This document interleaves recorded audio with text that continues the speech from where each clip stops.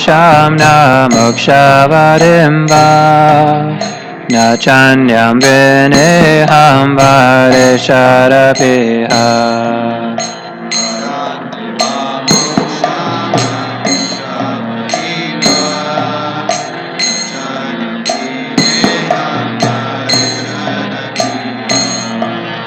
Niram te vapurnata gopala balam sadame manasya virastam kimanyay.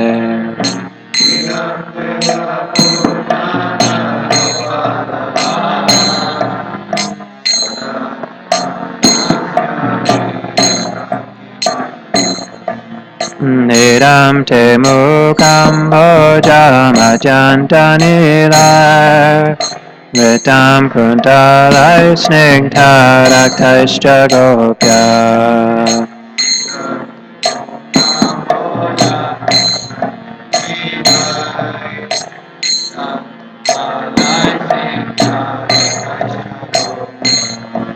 Mushtum bitam bimbaraktadarame manasya virastamaram lakshalabhay.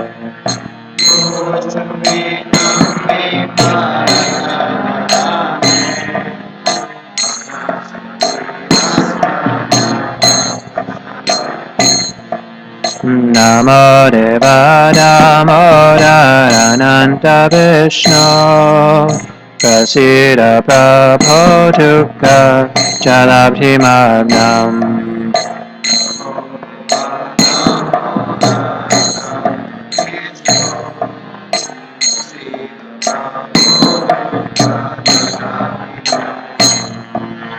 Kripa Drishti Vishtati Dinambatanu Vihane Shamama Gyame Dakshi Drishya.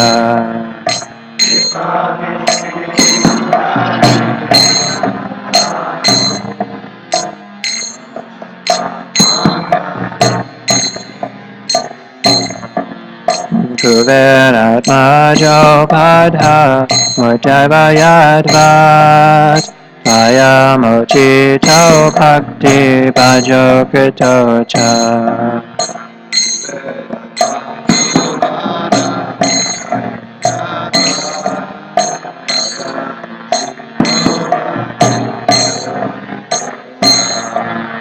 Tata prema bhaktim svakame prayachta namokshe gaho me sthiramo nareha.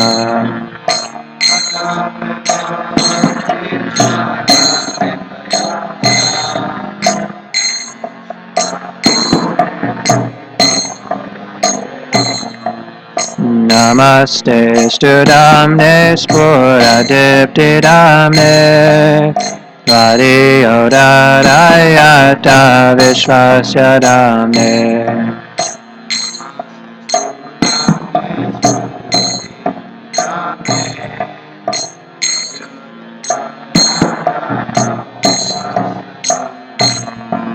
Namo Radhikaya Tvariya Priyaya Namo Nanta Lilaya Devaya Tubhyam.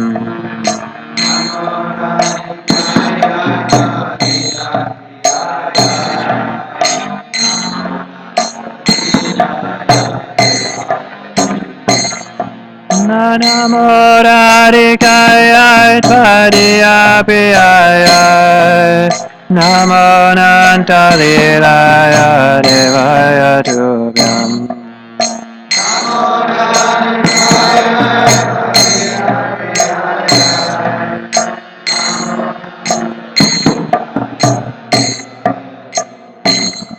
Jaya Radha Damodara Radha Damodara Radhe.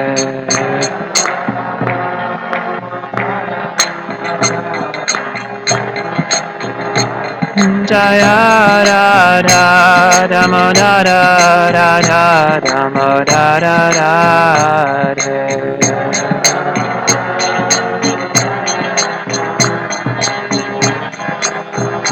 Jaya Radhe, Jaya Radhe, Jaya Radhe, Jaya Shri Radhe, Jaya Radhe.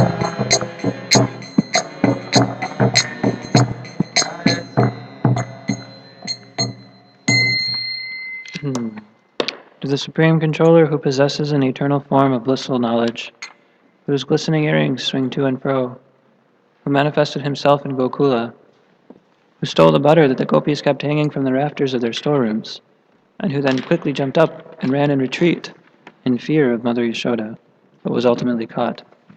To that Supreme Lord Sri Damodar I offer my humble obeisances. Cried and rubbed his eyes again and again with his two lotus hands. His eyes were fearful and his breathing quick, and as Mother Ashoda bound his belly with ropes, he shivered in fright and his pearl necklace shook. To this Supreme Lord, Sri Damodar, who is bound with his devotee's love, I offer my humble obeisances. Those super excellent pastimes of Lord Sri Krishna's babyhood drowned the inhabitants of Gokula in pools of ecstasy. The devotees were attracted only to his majestic aspects of Narayana and Vaikuntha, the Lord here reveals. I am conquered and overwhelmed by pure loving devotion. The Supreme Lord Damodar, my obeisances hundreds and hundreds of times. O Lord, although you are able to give all kinds of benedictions, I do not pray to you for liberation, nor eternal life in Vaikuntha, nor any other boon. My only prayer is that your childhood pastimes may constantly appear in my mind. O Lord, I do not even want to know your feature as Paramatma. I simply wish that your childhood pastimes may ever be enacted in my heart.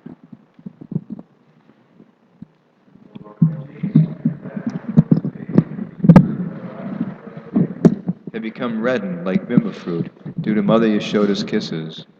What more can I describe than this? Millions of opulences are of no use to me, but may this vision constantly remain in my mind. O unlimited Vishnu, O Master, O Lord, be pleased upon me. I am drowning in an ocean of sorrow and am almost like a dead man. Please shower the rain of mercy upon me, uplift me, and protect me with your nectarian vision. O Lord Damodar, in your form as a baby, Mother Yashoda bound you to a grinding stone with rope for tying cows. You then freed the sons of Kuvera, Manigriva, and Nalakavura, who were cursed to stand as trees, and you gave them the chance to become your devotees. Please bless me in the same way. I have no desire for liberation into your effulgence. O Lord, the entire universe was created by Lord Brahma, who was born from your abdomen, which was bound with rope by Mother Yasoda. To this rope I offer my humble obeisances. I offer my obeisances to your most beloved Radharani and to your unlimited pastimes. Damodarashtakam ki.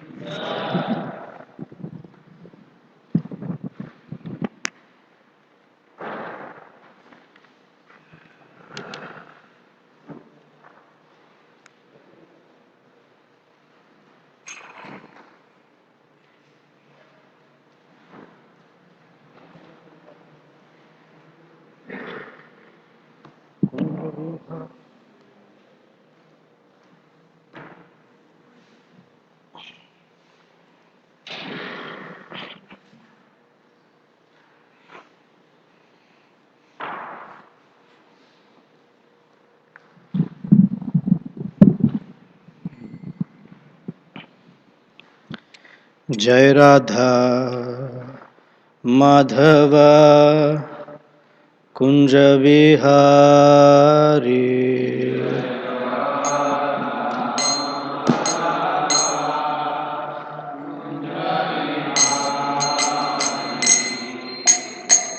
गोपी जना वल्लभ गिरिवरधारी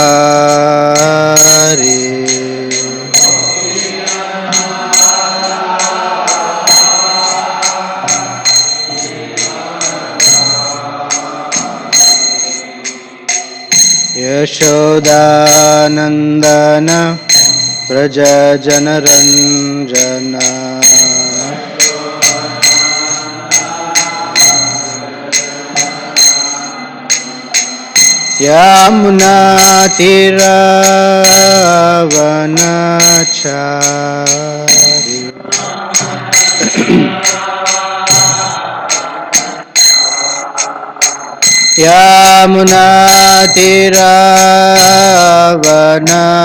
यमुनातिरावनचारि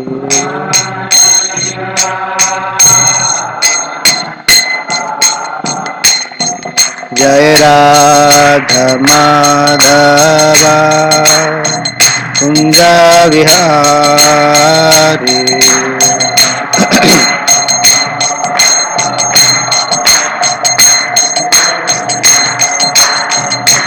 जय गोपीजनवल्लभ गिरिवरधारी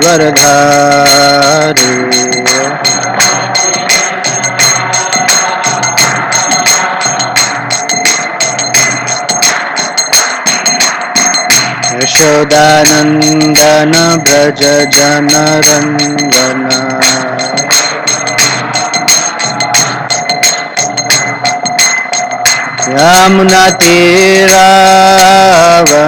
यमुनातीरावनचारि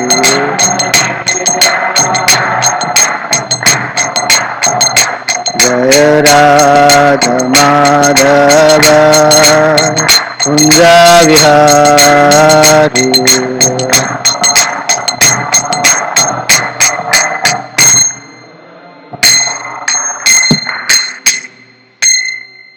जय ओम विष्णुपाद परमहंस परिव्राजकाचार्य अष्टोत्तर शत Shri Srimad his divine grace AC Bhakti वेदांत स्वामी शिल प्रभुपाद की जय।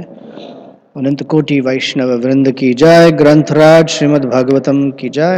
All glories to the assembled devotees. All glories to the assembled devotees.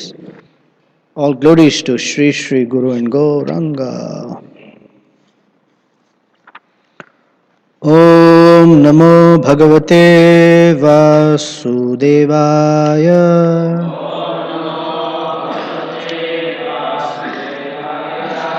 Om Namo Bhagavate Vasudevaya.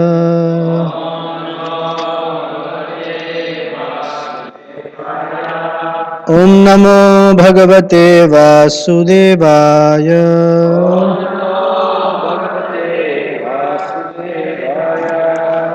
Grantaraj Srimad Bhagavatam, Canto 5, Chapter 15, The Descendants of King Priyavrata, texts 2 through 7. And they're all in prose. So I'm going to read translation after translation. Some of them don't have any purports. Sean, can you sit a little this way that I can see you? Okay, thank you. Text number 2. From Sumati, a son named Devatajit was born by the womb of his wife named Vruddhasena. Text number 3. Thereafter, in the womb of Asuri, the wife of Devatajit, a son named Devadyumna was begotten. Devadyumna begot in the womb of his wife Dhenumati, a son named Parameshti. Parameshti begot a son named Pratiha in the womb of his wife Suvarchala. Text number 4. King Pratiha personally propagated the principles of self-realization. In this way, not only was he purified, but he became a great devotee of the Supreme Person Lord Vishnu and directly realized him. Purport. The word anusasmara is very significant. God consciousness is not imaginary or concocted. The devotee who is pure and advanced realizes God as he is. Maharaj Pratiha did so, and due to his direct realization of Lord Vishnu, he propagated self realization and became a preacher. A real preacher cannot be bogus. He must first of all realize Lord Vishnu as he is. As confirmed in Bhagavad Gita, chapter 4, text 34, Upadekshanti te jnanam jnaninas tattvadarshinaha. Quote, one who has seen the truth can impart knowledge. The word Tattvadarshi refers to one who has perfectly realized the Supreme Personality of Godhead. Such a person can become a guru and propound Vaishnava philosophy all over the world. The paragon of bona fide preachers and guru is King Pratiha. Text number 5. In the womb of his wife Suvarchala, Pratiha begot 3 sons, named Pratiharta, Parastota, and Udgata. These 3 sons were very expert in performing Vedic rituals. Pratiharta begot 2 sons named Aja and Bhuma in the womb of his wife named Stuti. Text 6. In the womb of his wife Rishikulya, King Bhuma begot a son named Udgita. And from Udgita's wife Devakulya, a son named Prastava was born, and Prastava begot a son named Vibhu through his wife Niyutsa. In the womb of his wife Rati, Vibhu begot a son named Prithusena. Prithusena begot a son named Nakta in the womb of his wife named Akuti. Nakta's wife was Druti, and from her womb the great king Gaya was born. Gaya was very famous and pious. He was the best of saintly kings. Lord Vishnu and his expansions are meant to protect the universe. Lord Vishnu and his expansions, who are meant to protect the universe, are always situated in the transcendental mode of goodness, known as Vishuddha Sattva. Being the direct expansion of Lord Vishnu, King Gaya was also situated in the Vishuddha Sattva. Because of this, Maharaja Gaya was fully equipped with transcendental knowledge. Therefore, he was called Mahapurusha. Purport. From this verse, it appears that the incarnations of God are various. Some are part and parcel of the direct expansions, and some are direct expansions of Lord Vishnu. A direct incarnation of the Supreme Personality of Godhead is called Amsha or Swamsha, whereas an incarnation from Amsha is called Kala. Among the Kalas, there are Vibhinnamsha Jivas or living entities. These are counted among the Jiva Tattvas. Those who come directly from Lord Vishnu are called Vishnu Tattva and are sometimes designated as Mahapurusha. Another name for Krishna is Mahapurusha. A devotee is sometimes called Mahapurusha. A devotee is sometimes called Mahapaurushika. Text 7. King Gaya gave full protection and security to the citizens so that their personal property would not be disturbed by undesirable elements. He also saw that there was sufficient food to feed all the citizens. This is called Poshana. He would sometimes distribute gifts to the citizens to satisfy them. This is called Prenana. He would sometimes call meetings and satisfy the citizens with sweet words. This is called Upalalana. He would also give them good instructions on how to become first-class citizens. This is called Anushasana. Such were the characteristics of King Gaya's royal order. Besides all this, King Gaya was a householder who strictly observed the rules and regulations of household life. He performed sacrifices and was an unalloyed pure devotee of the Supreme Personality of Godhead. He was called Mahapurusha because as a king he gave the citizens all facilities, and as a householder executed all his duties, so that at the end he became a strict devotee of the Supreme Lord. As a devotee, he was always ready to give respect to other devotees and to engage in the devotional service of the Lord. This is called the Bhakti Yoga process. Due to all these transcendental activities, King Gaya was always free from the bodily conception. He was full in Brahman realization and consequently he was always jubilant. He did not experience material lamentation. Although he was perfect in all respects, he was not proud, nor was he anxious to rule the kingdom. Purport. As Lord Krishna states in Bhagavad Gita, when he descends on earth, he has two types of business. One, to give protection to the faithful and annihilate the demons. Paritranaya sadhunam vinashaya cha dushkritam. Since the king is the representative of the Supreme Personality of Godhead, he is sometimes called Naradeva, that is, the Lord as a human being. According to the Vedic injunctions, he is worshipped as God on the material platform. As a representative of the Supreme Lord, the king had the duty to protect the citizens in a perfect way so that they would not be anxious for food and protection, and so that they would be jubilant. The king would supply everything for their benefit, and because of this, he would levy taxes.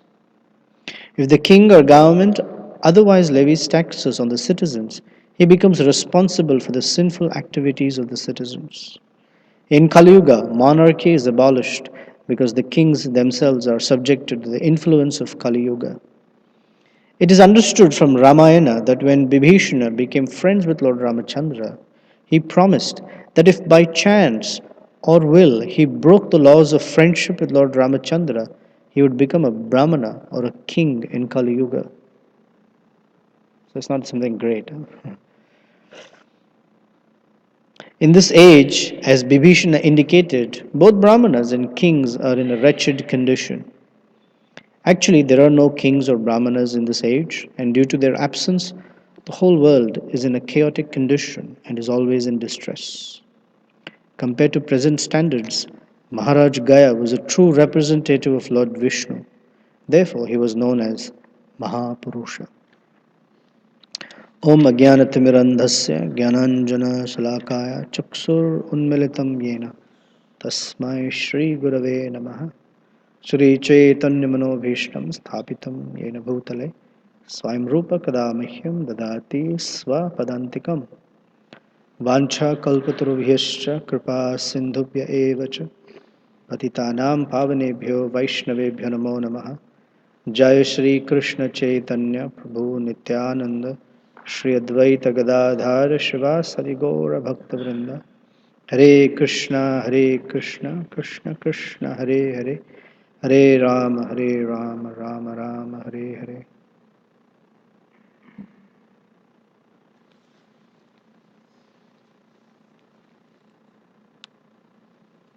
Oh boy.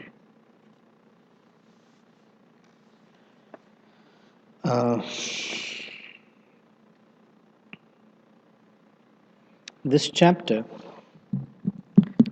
and many chapters in the Bhagavatam goes through a long list of names. This king had this wife, had so many sons, and their names were these.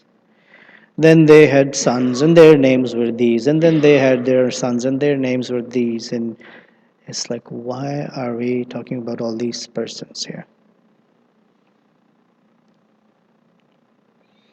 It doesn't seem relevant to us because we don't know these persons. But they're relevant because Parikshit Maharaj knows these persons. When we talk of great persons, persons have something to do with some lineage somewhere. And I'll explain this. Yesterday, Dayatri Prabhu mentioned that the Srimad Bhagavatam has absolutely no place for anything other than pure devotional service. It does not have any sense of morality. Oh, I shouldn't say like that. Morality as the supreme principle has no place in Bhagavatam because morality is relative. What was immoral 20 years ago is perfectly moral today. And today's morality in the future, people will balk at it. Morality is very relative. So-called ethics are also relative. So Bhagavatam does not propound morality or ethics outside of godly life. Morality and ethics within godly life don't change. So in such a book, why would Vyasadeva put names and names and names of all these persons that we have no relevance to? The reason is, in the Bhagavatam there are 10 subject matters. Sarga, Visarga, etc. So creation, sub-creation, how the Lord protects and takes care of his living entities. And there are 10 subject matters. One of them is called Manvantaranukatha. Ishanukatha and Manvantara. So the descendants of all the different Manus in one day of Brahma are discussed. Because to become a Manu is a very great thing. And it describes how, by their potency of being a very great personality, their descendants are also very great. And vice versa. When a person becomes great in their family, great means devotee of Krishna. Anything else is not great. Greatness means one who becomes a devotee of Krishna. Then they are glorified by discussing their previous generations and their future generations. This is their greatness. So these persons are discussed. And we don't know history, the history of this world so well. So these names don't uh, have meaning for us. But in the different Puranas, in the different uh, situations of this universe, these persons have some relevance. So Parikshit Maharaj knows history very well. So these names have meaning for him. Like two persons, King Pratiha, who we'll hear about, and King Gaya. Now most of us don't know King Gaya. The only relevance is those of us who are from India or those who know anything about Lord Buddha. Buddha became self-realized in a little place called Gaya.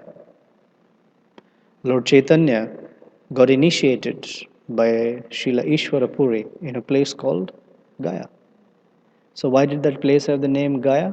Because of this great king Gaya.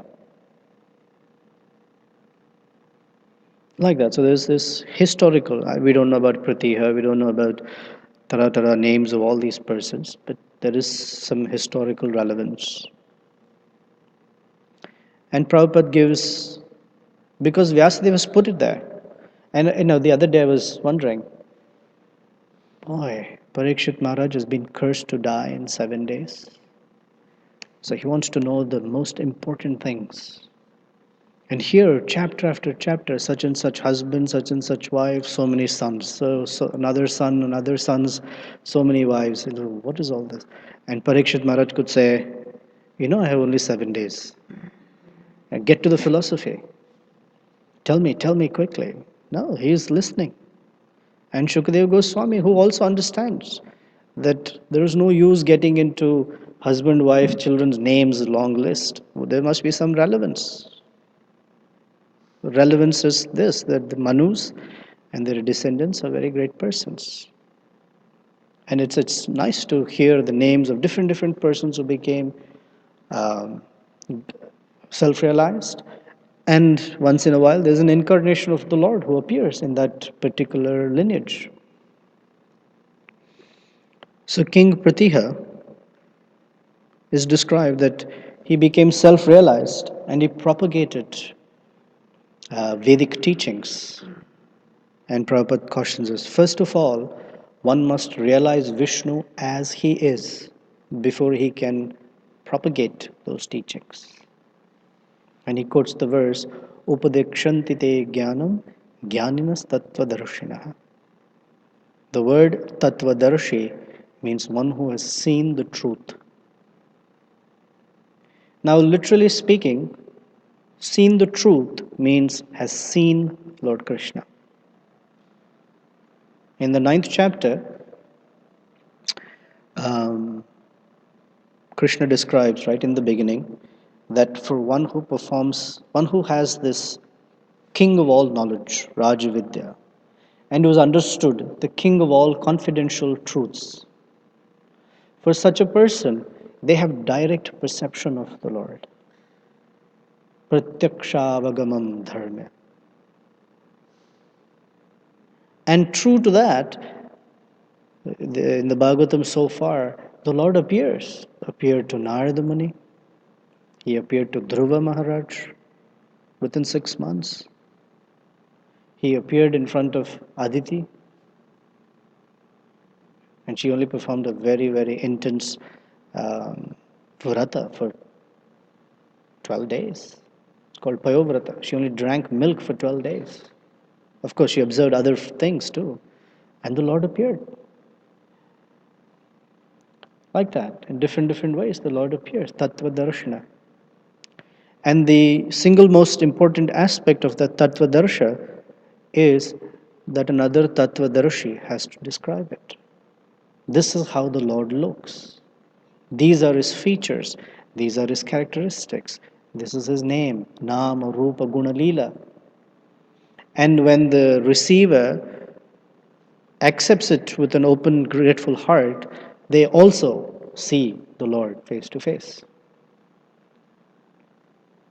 There was a time when two pastimes, Srila Prabhupada was with the devotees, and they were doing kirtan. Yes, I think this is in France, Paris maybe. And while they were doing kirtan, Prabhupada started laughing. So they asked Prabhupada, Srila Prabhupada, you're laughing. He said, yeah, I'm laughing because Narada Muni is laughing. He said, Narada Muni? Yeah, he's right in this room. And they said, why was Narada Muni laughing? He said he was laughing looking at all the Westerners with shaved heads and chanting Hare Krishna. He was very amused. He was very amused looking at all the Western boys and girls chanting Hare Krishna. Once in New Vrindavan, Srila Prabhupada was with all the devotees speaking class. He looked out like that and he smiled. So they asked him later, why were you smiling? He said, Krishna and Balaram were walking by. Tattvadarshi. He can see things that we cannot see. There was a time when Srila Prabhupada came to a particular temple, and he came up to the deities, and the devotees were there, and he asked, my dear Lord, are they taking care of you properly? In my absence, are they serving you nicely? And then he waited and he said, please, somehow you tolerate their services because they don't know so well how they're serving. This is Tattva Darshana. They can see God face to face. Another way of becoming Tattvadarshi is through hearing. That our vision of the truth is not through our eyes, because our eyes are still, what we say, imperfect. Our ability to see the truth is through our ears. It is described that among all the senses, the ears reach perfection first. Why? Because the Guru's words enter through the ears. Of course, they have to go through the mind, and that's where the confusion happens. But the ears, they become perfect. So Krishna calls such a person Jnana Chakshushaha. Or we say Shastra Chakshu. Shastra Chakshu or Jnana Chakshu means a person whose vision is according to scripture. So an example is when we see somebody and we see what? The gross and perhaps the subtle body. Right? And the Shastra by the power of Shastra, we see them as spirit soul. This is the difference. So one who is not Shastra Chakshu only sees the externalities, the body, maybe the subtle body at best, but that's it. Therefore, we make distinctions: Hindu, Muslim, Christian, Jew, Buddhist, man, woman, animal, untouchable, very exalted, etc., etc. And that picture there's a description of the verse in the Bhagavad Gita that Vidya Vinaya Sampanne Brahmane Gavihastini Shuni Chaiva Swapakecha Pandita Samadarshina. That a greatly learned person who is endowed with knowledge sees a cow, an elephant, a brahmana, a dog, and a dog eater with equal vision because he sees the soul within each body. This comes only from Shastra. One cannot come to such a conclusion on their own. Impossible. So we are asked to see the world through the Shastra. And if we don't hear Shastra from Guru, we can't see the world. We become blind. Srila Bhakti Siddhanta had taken all his disciples, or a big group of them, to Vrindavan during Kartik. And every night he would speak on Srimad Bhagavatam. One day, some of his sannyasi disciples were not in the class. And in the middle of class, they entered and they sat down. So he stopped the class and he asked them, "Where were you?" And they said, "Guru Maharaj, we were visiting the different temples in Vrindavan." And Bhaktisiddhanta chastised them. "You went for darshan? What did you see? Black stone?" Because Krishna is black stone. That is all you'll be able to see. To see Krishna, you have to hear properly. Then you can see Krishna. It's not that you're a tourist, you go from temple to temple, look at the deity, very nice, next temple, next. He said, this is not how you take darshan of Krishna. When you hear. And Srila Prabhupada was marked for that particular interest. He said, when my guru used to speak, I could never understand what he was speaking. This is Srila Prabhupada speaking, who's very already intelligent and extremely knowledgeable. So Bhakti Siddhanta was speaking at some other dimension and level. And Prabhupada said, I never understood what he was saying. It was difficult for me to understand what he used to speak. But I used to like to hear him. So I sat always to hear him, although I didn't understand what he was saying. And when his name was recommended for initiation, Srila Bhakti Siddhanta looked and he said, oh, I know him. He likes to hear. To be marked by the Guru that someone likes to hear is a very special privilege. Because that is what Krishna likes, hearing about him. So Tattvadarshi only can impart knowledge unto others. Otherwise, the idea of the absolute truth or God or religious principles or what we call spirituality nowadays is a concoction of the mind. It's something that someone creates. Concocting means you have few things together and you mix and mishmash, put them together to create something that seems viable. So in nowadays, what goes on as spirituality is actually an attempt to find a solution for some social issue, or an attempt to address some particular symptom or sense of injustice, etc., etc. But those are not spiritual reasons. So just because something has come about, oh, there's a big thing in India about the so-called meditation, Kriya Yoga. It doesn't mean anything. And there's a whole big movement, hundreds of people getting together to do Kriya Yoga and something. But where is it described in the Shastra that is the path of self-realization? It's not described, but it's very popular. Why? Because it person's sense of happiness comes on the bodily level. By that pranayam meditation, they feel a little happy. Actually, it is true. If you're in a very intense situation, right? All you do is you breathe properly. That intense situation is not intense anymore. That's why you get people to say, just take a deep breath. Why?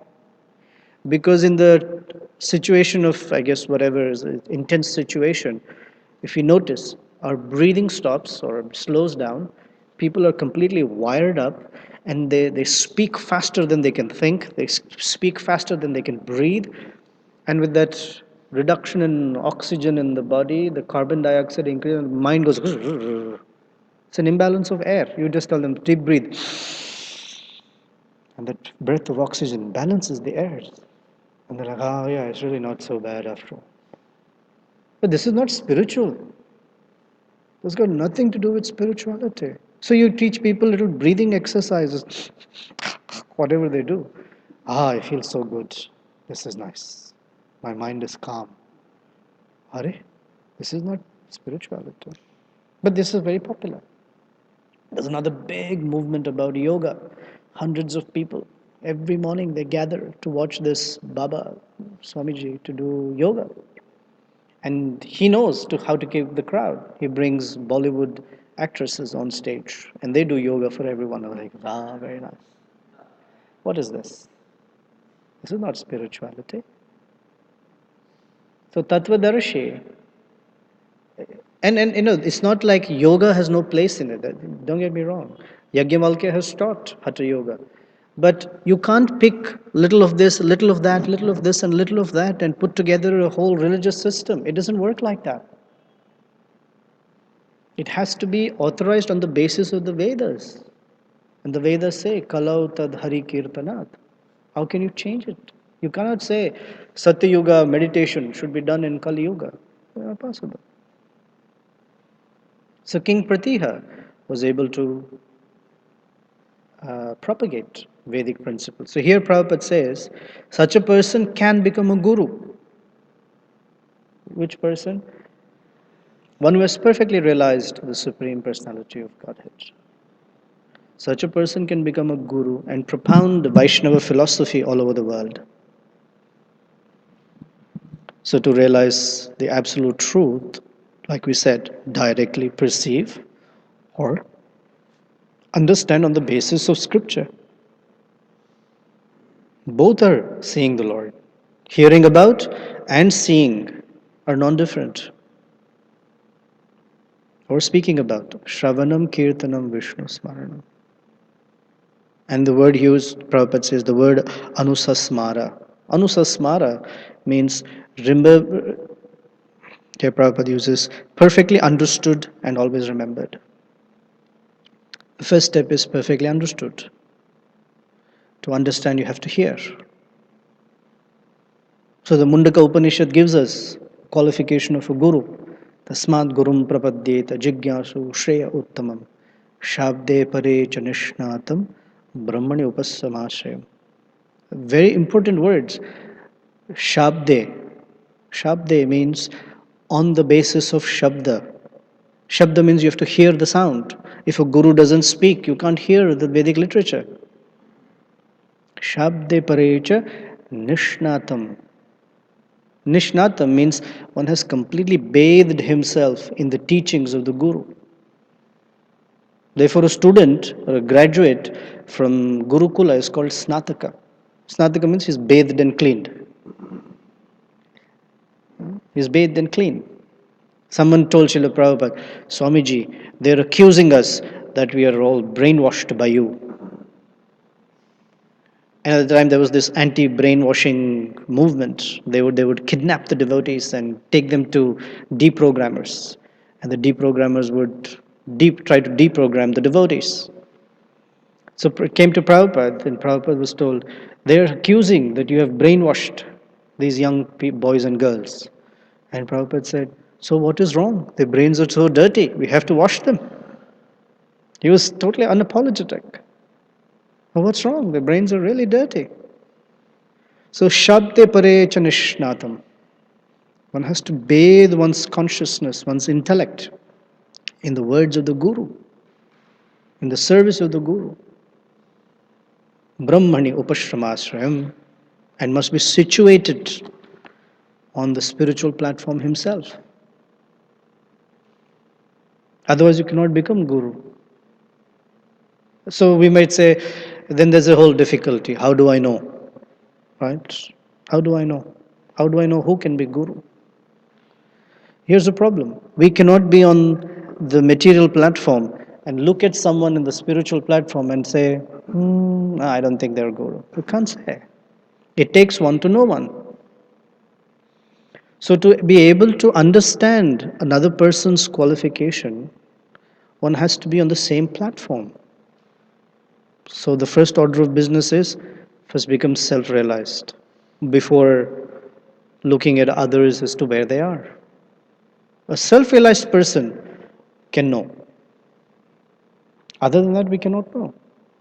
So instead of getting into this whole business of evaluating, the first order of business is self-purification, then evaluation if necessary. Then he talks about the different kings and Maharaj Gaya. And before he talks of Maharaj Gaya, he says that there appears to be many incarnations. And there are different types of incarnations. The direct expansions of Lord Krishna are called Vishnu Tattvas, or they're called Amshas. The expansion of the Amshas are called Kala. And the Kalas, when they expand, they're called Vibhinna Amsha, the living entity, the Jivas like us. So there are incarnations of the Lord in each of these categories.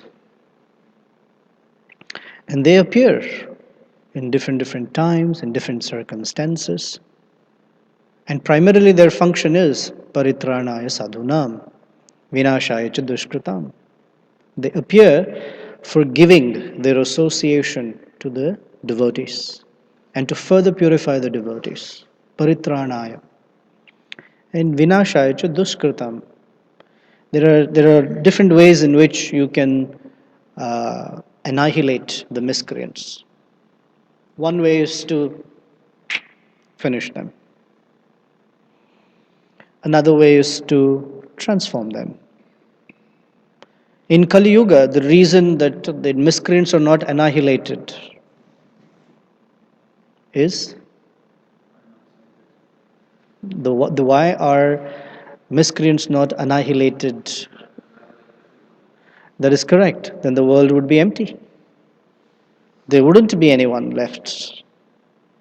In Satyuga and Treta Dwapara, you could remove a few persons and still there would be many saintly persons. Now, all 7 billion need to be removed. And again, the dinosaurs will move again. Oh, no. Everyone's duskruti, literally. So the best way is to transform. Therefore, Lord Chaitanya appears with a very special mission. The transformation is very powerful. By the way, it's also very difficult. So here, he says, Krishna is represented by kings or by a king. King is called Naradeva. He is the form of God or the representative of God in human form. Because he is the one who upholds religious principles. He's meant to do so. And under his care, or the king's care, religiosity thrives. And he knows how to manage. And so in the translation, he says, these are the ways. One is called Poshana. Poshana means he would make sure that all the citizens are sufficiently fed. Because when they are sufficiently fed, this is part of care. And this is an important principle. When we talk of caring for the devotees, First and foremost is their spiritual care.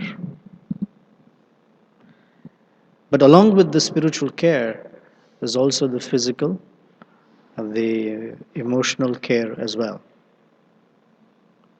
And all three are necessary. Yes, at a realized position, all you do is take care of the spiritual, and the other are not so essential because one is not identifying with the body. But that's who? Very few. But for everyone else, caring at the level of the body, at the level of emotions, and the spiritual, all three are necessary. And they have place in relation to the spiritual care. Otherwise, we've heard stories, right? That in the olden days, if you were in the shower for more than 2 minutes, you were a sense gratifier. And boy, if the water was warm, then you're in Maya. It had to be cold. And if you lay down sometime, then it's like you're in the bodily conception of life,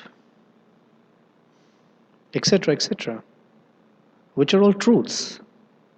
But they were taken in some cases to such extremes that people didn't feel cared for, etc. So care is necessary. And this king, Gaya, he was caring for his citizens in these ways. One was called Poshana, making sure that they were fed properly.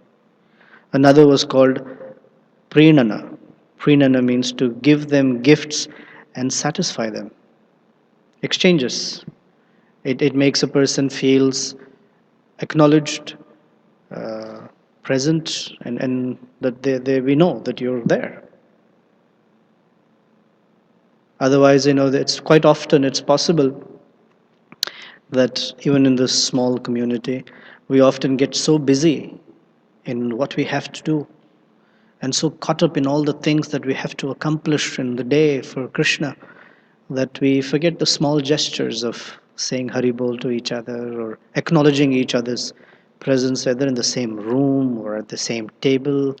We're sometimes so busy that this is not being present in the situation. That our minds are already running in the future. The whole day is being planned out. We've made a vow for the day. I will not waste any time. And so saying Haribol to someone may fall into that category of, and then there's this conversation. No, it's about acknowledging each other's presence. It's very nice. It gives something that, I'm in a place that's not, what Jai Jagannath used to call this when he first came, this was an ice box. Some devotees have said, sometimes it feels like an ice box, cold. Everyone's there, but no one's there. So when someone comes to our temple, or no one acknowledges, nothing. I mean, if this is the case here, it must be worse elsewhere. And we all like. What was George Harrison's quote? Everyone wants to be loved and want to love. We also want Krishna to love us and acknowledge us, which he does. And then in turn, we acknowledge others' presence. It doesn't have to be much. Just Hare Krishna, how very nice to see you. That's all it takes. That's called Prenana. And he said he would sometimes call meetings and satisfy the citizens with sweet words. This is called Upalalana. Acknowledging and appreciating everyone's contributions. This beautiful pastime in Ramayana was when Hanuman, they were very busy. They had a very, very important service to do. They had to build a bridge to cross the ocean. And time was running out because Ravana had given Sita Devi 1 year. And if she had not acknowledged his proposal and accepted his proposal, he would kill her. It was either satisfy his lusty desire or die. And the year was about to come to an end. And the monkeys and bears, they were on a mission, very important mission. The feeling of urgency was there. The feeling of purpose was there. So Hanuman had carried this massive mountain peak to throw into the ocean, and there was a little different versions of Ramayana say there was a squirrel or a spider, and the spider was pushing a few grains of dust into the ocean. And Hanuman was like, move aside. You're just being a little nuisance. What are you doing, carrying little dust? Can't you see we have to build a bridge? And Lord Ramachandra checked him. He said, hold on a second.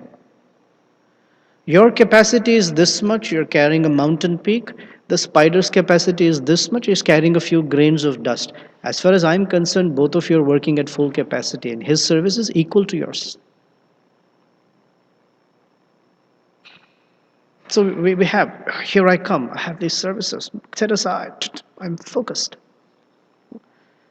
But Lord Ramachandra took care of the spider. This is called Upalalana, speaking sweet words, gathering the devotees, gathering the citizens, speaking sweet words. He says, such were the characteristics of King Gaya's royal order. And not only was that, he was also a perfect householder. He always stood on religious principles. He lived his life like that. And Prabhupada gets in a little on the social side, that in the modern context, there is no monarchy. Monarchy has become abolished because the kings became corrupt. The corruption of a king is levy taxes and use the money for sense gratification. This is corruption. This morning we were hearing Prabhupada say that kings would levy taxes, and their tax code was very simple. Nowadays we have a big fat book and 500 different people to interpret what the tax code means. Right? The tax law was very simple. Whatever profit a person made, 25% was given as tax. That's it. And Prabhupada said there was no excise tax, sales tax, this tax, property tax. All these varieties of ways of taxing a person was not there. 25% of your profit was given as tax. That's it. And if you didn't make any profit, no tax. And only the Vaishyas were taxed because the Brahmanas didn't make an income. The Shudras were not taxed at all. The Vaishyas were taxed. And from that, the whole country was taken care of. And the kings used the treasury for the service of the citizens. He said, but the monarchs became corrupt. They thought, oh, why should we spend it on the citizens? We should keep them. So they started levying taxes unnecessarily and not using it for public service. As described, as soon as they became corrupt, the whole system fell. So in Kali Yuga, there are no monarchs anymore. The monarchy isn't there. There are some monarchs still there. But there's no system. It's become a democratic system. Not that that's a fantastic system either. It has its own severe problems, right? Just read the news and you'll know the issues with democracy. Not that it's a bad system. It is a system. You can't have kings, so have democracy. But that doesn't mean that that's the perfect solution either. The perfect solution is a life of purity. Adjusting mistakes by another mistake doesn't solve the problem. And here he's giving the reference of Vibhishana. He said Vibhishana, he prayed to Lord Ramachandra. A beautiful prayer. That if he ever, by chance or by will, broke the law of friendship with Lord Ramachandra, then he took it upon himself to be cursed, to be born as a Brahmana or a king in Kali Yuga. This is very bad, degraded situation. And the outcome of breaking the friendship with Lord Ramachandra. He held himself to such high standard of friendship that I would be born as a Brahmana in Kali Yuga, which is very terrible. And I'll just give you an social example. About 50 years ago, everyone who, this is in India, so I don't know about America, but in India, education was, it still is, But becoming educated is a very, very, very important principle. From morning till night, the parents are on the cases of the children. If you don't become educated, what will you do with life? It's not about if you don't make money, it's about if you're not educated. So, in general, education is a principle for Brahmanas. So, most of the students would be Brahmanas. And the government made a little system whereby some seats in a university were reserved for what they call the scheduled caste, the Shudras, or those who were not Brahmanas. They had a few seats reserved. Like here, I think if you're from Native American descent, I think you have certain seats or certain things, facilities reserved for you just by being a person of that, I guess, race. Move 60, 70 years, and now in big universities and educational systems, they have a few seats reserved for those who are born of Brahmana families. Otherwise, anyone can join it. That's how it's become. What they used to call scheduled caste and scheduled tribes, other aboriginal tribes, something. Now everything has been really removed. Only Brahmanas you get one or two reserved seats. Like I mean, not that that is good, not that this is good. I'm just saying how things have changed, socially speaking.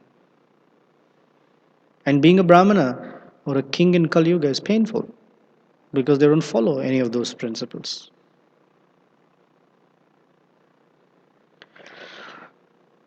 So he's saying, actually, there are no kings or Brahmanas in this age. Due to their absence, the whole world is in a chaotic condition and is always in distress.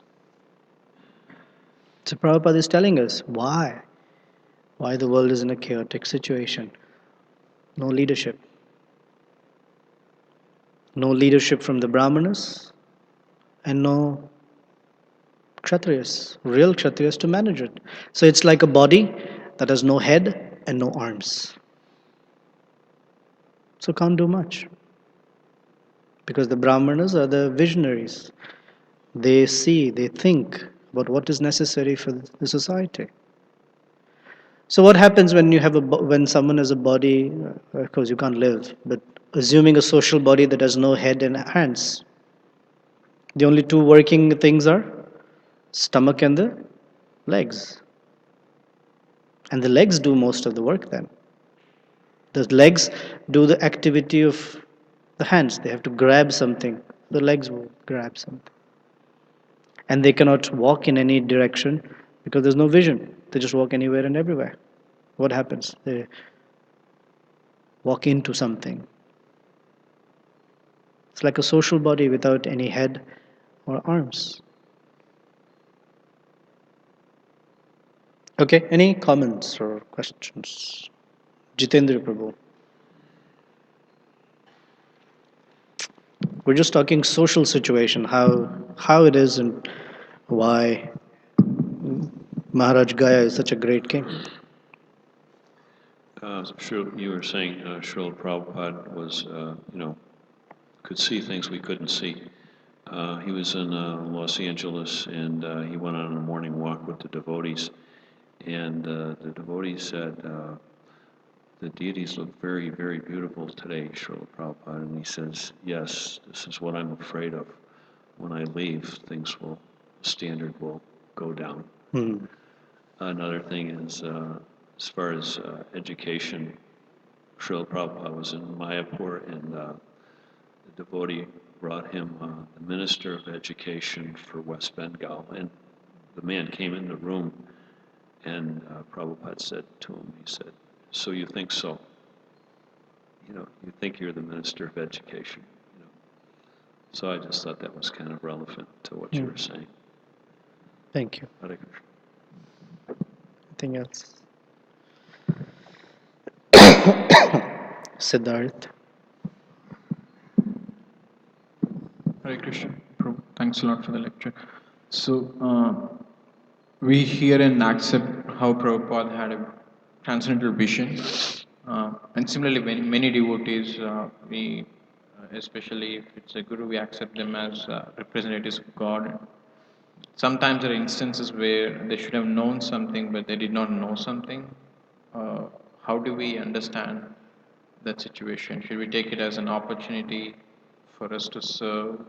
Or what's the general, I'm talking about at the consciousness level, what should we be? I mean, one example what Prabhupada gave was, he said, Bhaktivinoda Thakur left, didn't do everything so that I could do something. That you said. I want to know.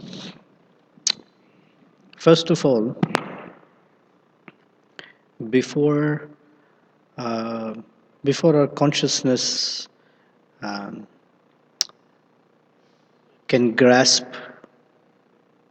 some particular situation, it needs to be minimally developed to such a degree that it doesn't lead us down the treacherous path of committing offenses. That's first. The second is um,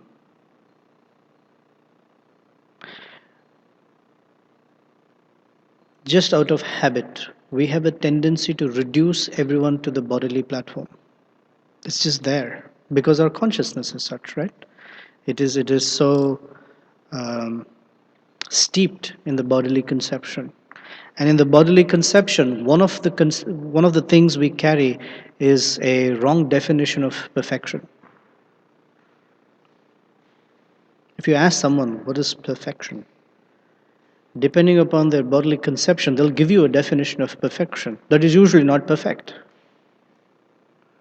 Like, how can an imperfect person come up with an idea of what is perfect? Can they? No. They won't even know what is perfection.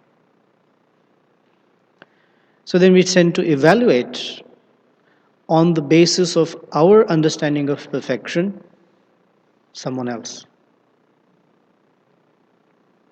Okay? Now, Rupa Goswami has given us a warning. Be careful. Do not. Do not fall into the trap of evaluating a pure devotee just on the basis of some bodily imperfections. Just as the river Ganges in the rainy season also has foam, but she's always pure. Even if there's a dead body floating on it, it's just very pure. Even if people are washing their clothes, the buffaloes are bathing in it, she is very pure. So he said, be careful. Our idea of perfection is imperfect. Okay, so that's that. That's just the safety net. You know, on the trapeze, you have a safety net just in case you fall, you don't crack your head. Then, how to understand? Better not to evaluate. Better not to evaluate.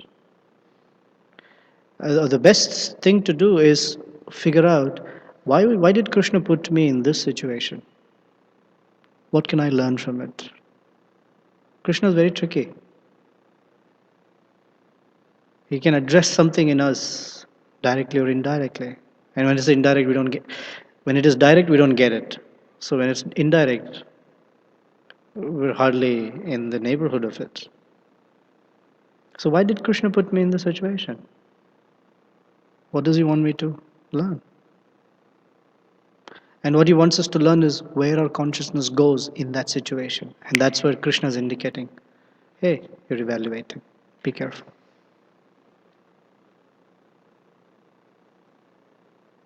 There were times when Prabhupada, there was a verse in Prabhupada, I forgot.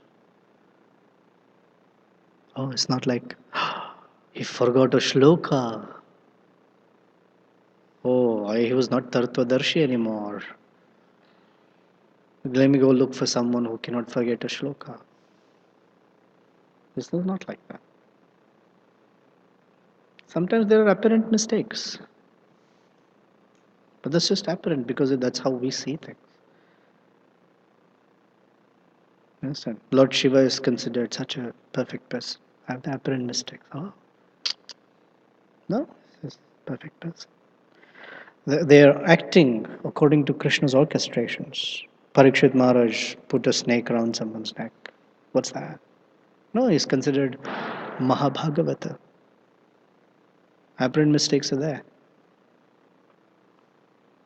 So we should understand that there must be a higher order something Krishna is manifesting, or most importantly, why am I in this situation? What is Krishna teaching me? Our whole business is here. We're learning.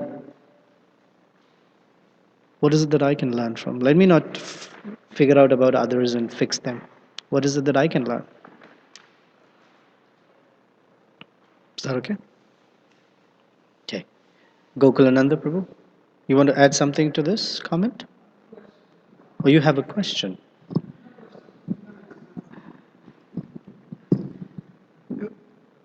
I'm confused about this education in Vedic culture. You mentioned that the Shudras, they don't have much access to education, and other classes except Brahmanas and maybe Kshatriyas.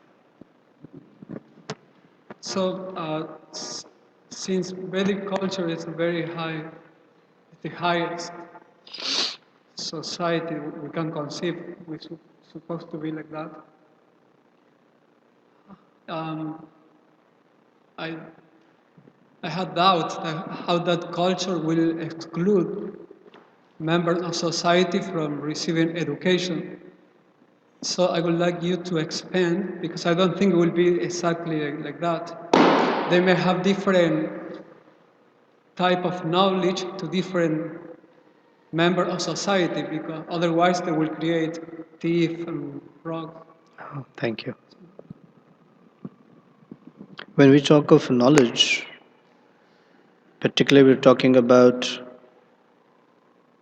knowledge of self-realization. Knowledge of self-realization was given to the Brahmanas and the Kshatriyas because they knew the value of it. Vaishyas and Shudras were given knowledge of a different kind. Vaishyas were given knowledge about capitalism, how to make money, how to expand the wealth, how to perform good agriculture, how to take care of the cows, etc. Shudras were given education about skill, how to become a carpenter, how to become a mason, how to become something. They were skill based. So the definition of a Kshudra is that their consciousness is on the gross side of things. And the Brahmanas deal with the subtle side of things. So it's not that they were not educated. Thank you for bringing it up. It's not that they were not educated, that they're kept illiterate or worse, but they were given skill-based education. So in the modern context, all our education is skill-based. To some degree, it's on the subtle side. But even the subtle side is for skill building. So they were taught skills so that they can find employment for themselves. Because the Shudra means is most interested in employment. Because without employment, they can't survive. They have to have employment and money. That was the main concern of a Shudra. They're not interested in self-realization necessarily. Shudra is not by birth, it means by quality or by proclivity or inclination. Is that okay? The function of the Brahmanas will give, they have to have a occupation. So they have to teach. A Brahmana can teach to other Brahmana, but they will have to teach to other class of society also, to the Shudras, because they have to help them to go back to Godhead. So the Shudras also will be under the plan of receiving spiritual education. It is Varnashram that everyone knew that they were contributing for the pleasure of Vishnu. So what a Shudra was, Brahmana would not teach a Shudra. The Shudras would learn in seminal line from their fathers and grandfathers. But they were taught skills so that they can be used in society's, forward movement, in the progress of society. And that oh, we are masons. They would learn how to carve pillars and make walls for temples. That's how they would serve the society. They would make temples. Uh, like that. They were taught that's how they would get uplifted on the spiritual path. They wouldn't hear Vedic mantras. They would not learn how to do fire yagya. That was reserved because they were not interested. They had no capacity for it. Although there are pastimes, a very famous story of Satyakama, who was born in a Shudra family, but had Brahminical qualification. You know the story, right? There was a young boy who came to Gautama Rishi and said, "Can you please accept me as a student?" He said, "I would like to know what Varna you belong to. Are you Brahmin?" He said, "I don't know." So ask your mother. He went to his mother and said, "Is my father a Brahmana?" She said, "I don't know who your father is. When I was young, there were many men in my life. I don't know. All I know is I'm from a city called Jabala, and you're my son. So your name is Satyakama of Jabala." So he went back to Gautama Rishi and he said, "My mother doesn't know who my father is, so my name is only Satyakama of Jabala." So Gautama Rishi said, "Definitely, because the strength of truthfulness is very high. That's a Brahminical qualification. I'll accept you." I made him a first class Brahmana. The Shudras were given skill, taught skills to use in Krishna's service, like that.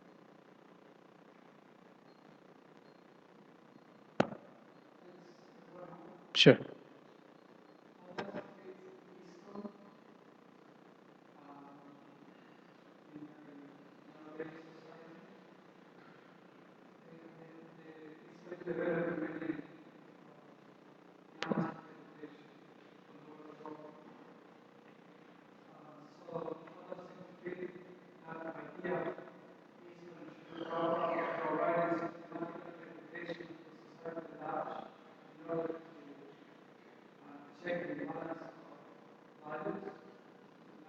That's right.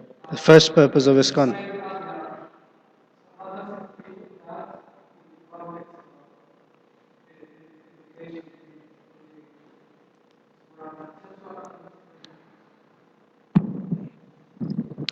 In Kali Yuga, we're all starting from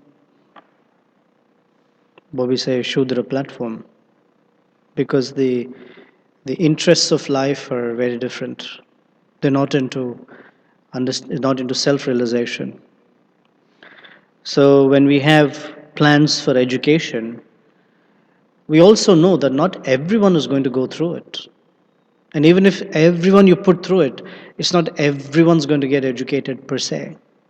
To become so expert in scripture and the nuances of it. But everyone will come out with this understanding that life is meant to be used for Krishna's service. Right? At least that much understanding everyone will come out. They may not be able to practice it per se because of mixed bhakti or mixed conceptions of life, but the conception will be clear. The goal of life will be clear. And as they go through the educational pipeline, you will see people will sort of gravitate according to their psychophysical nature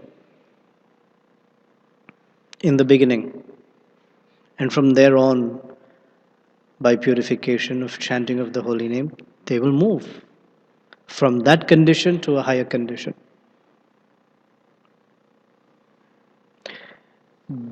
Not everyone's going to come to Brahminical platform.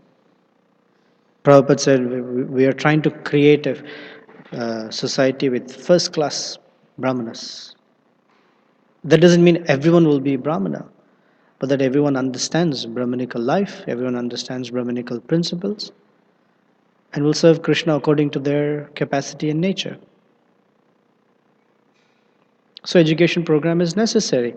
When there isn't any, right? The situation right now is there isn't any spiritual education. In the name of spirituality, all sorts of things are going on.